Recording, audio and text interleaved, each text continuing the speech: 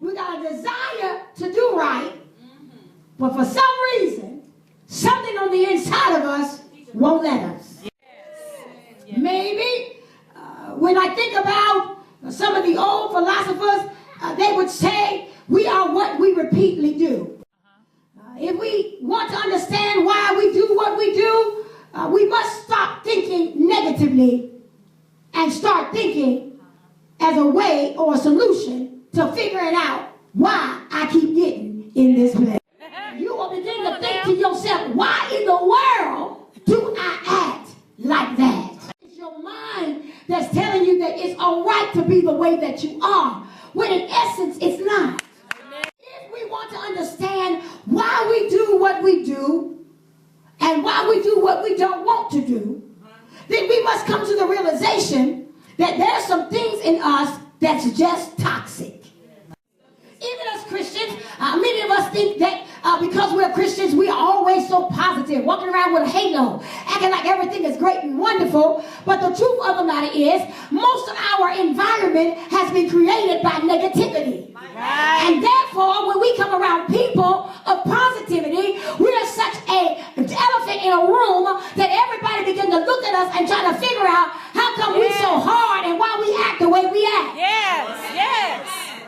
Because our world has been created by negativity. Well, what do you mean that my world was created in negativity? What I mean is your world was created by your bad feelings and your behavior issues. And the way that you handle pressure in the natural is the same way that you're handling pressure in the spirit.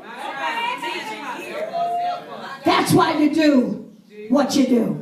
That's why things ain't coming to pass. It's not because you haven't prayed. It's not because you've not fasted. It's not because you've not asked God. But your environment is negative. Yes. Let me help you. Your thinking is so toxic that it is manifesting in your body. That's why you got cancer. That's why you got allergies. That's why you got all these issues. Because your spirit man has become so toxic that your natural man is now responding. To go and do what I call some spiritual reckoning. It was time for me to find out from God, what is it in me, God, that you are? Yes. My God. How many things do you have to lose? How many people got to walk out of your life? How many things do you have to go through in order for you to realize that it ain't everybody else? Amen. It's you. Yes.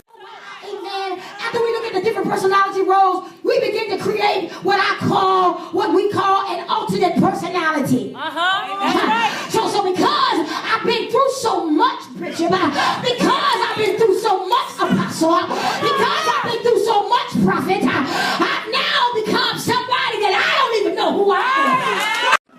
And when people see me, they're not sure if they see me, Tonyan, or are they seeing me, the apostle, or are they seeing the alternate personality? Come on now. It is the things that I went through that made me like this. Come on, somebody. It's the things that folks said to me that made me act like this. It is not that I wouldn't want to be this way, but now that I've gone through so much, I know down in my soul that God's got a better plan for me.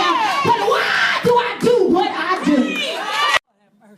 Life unfolds, we begin to see the process started in the womb. In the womb, that's right. It didn't start after you came out your mama's womb. It started in the womb. It started when they were carrying you, based upon what you were going through, based upon what they were going through. It's determined how they handled you in the womb. Mama sat there, she was depressed. Mama sat there, she was disappointed. Mama sat there, she was Mama sat there, Mama didn't really want me. Because Mama wanted the man that she had, but the man that she had didn't want her. Come on in here, somebody. And when you got to go through all of that, am I preaching all right, Kelsey? When you go through not being wanted while you're in the womb, then my God, what's going to happen to me when I get out the womb? Hey, they wanted a boy, but I was a girl. They wanted a girl, but I was a boy. And I still am not what everybody else wants me to be. Good God. Do I do what I do? Mercy.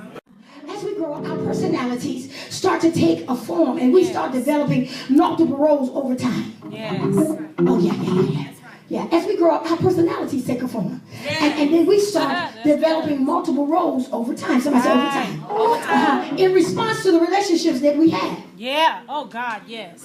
So to please him, listen, when you've been reared under a powerful temperament, chronic temperaments, meaning self-confidence, likes to be in control and makes all the decisions.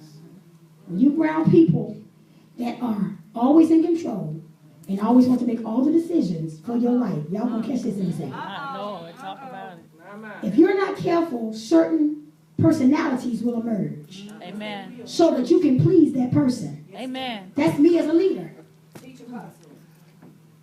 If I'm controlling you and I'm tinkling with your confidence, certain personalities are going to arise. Can I help somebody? Yes.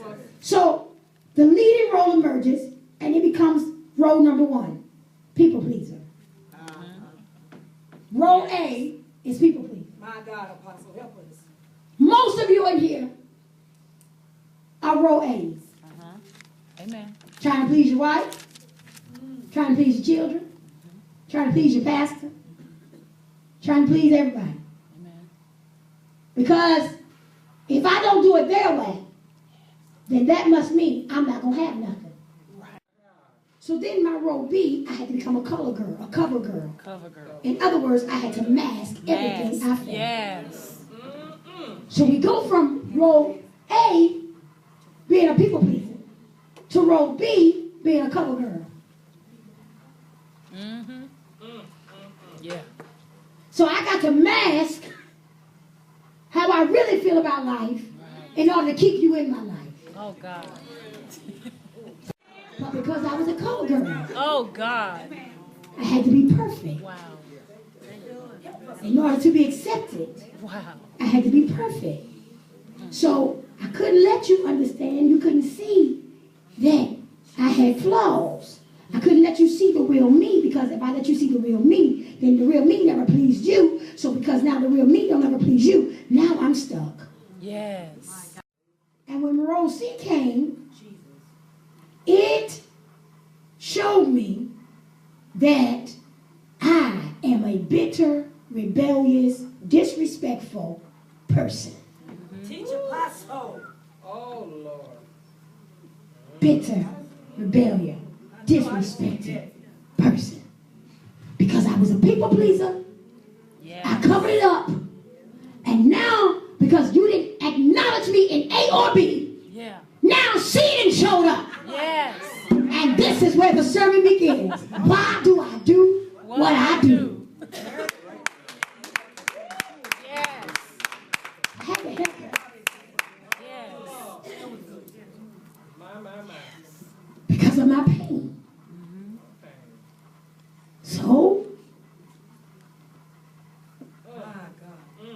I learned in role C that it's impossible to maintain the people pleaser and the perfect cover girl mask. Yeah. So what we do then is we start binging on food. Uh-huh. Okay. Yeah, you're right. Then we start drinking alcohol. Right. Right. I'm trying to get somebody delivered. Right. Then we begin to be cussers and brawling women, always want to fight. Right. Yeah. Yeah. All because of role A and B. All because of A and B. Somebody help me preach here. Don't let me say it by myself. Yes. All because of A and B. Yeah. How did I get here? Why do I do what I do? You can't keep going through your life doing what you've done and expecting different results.